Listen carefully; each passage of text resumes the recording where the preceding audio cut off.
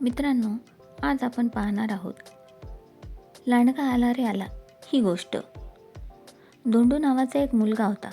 तो रोज मेंढ्या रानात चरायला नेत असे. धोंडू फार खोडकर आणि थट्टेखोर होता. त्यांनी एकदा गंमत केली. मेंढ्या शांतपणे चरत होत्या.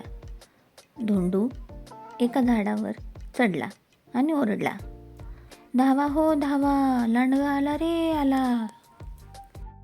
आजूबाजूच्या शेतात शेतकरी काम करत होते.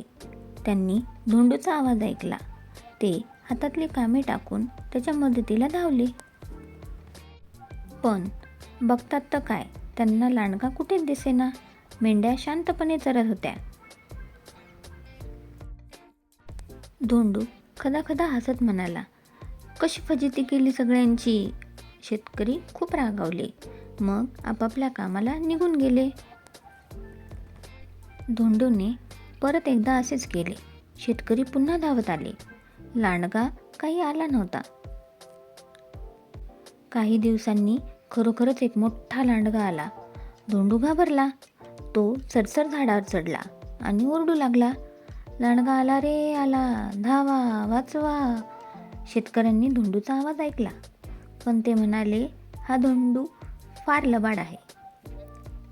तो नेहमी आपल्याला फसवतो. म्हणून ते त्याच्या मदतीला धावून गेले नाहीत. लांडगा मेंढ्यांना खात होता आणि धोंडू झाडावर बसून रडत होता. तात्पर्य: खोटे कधीही बोलू नये.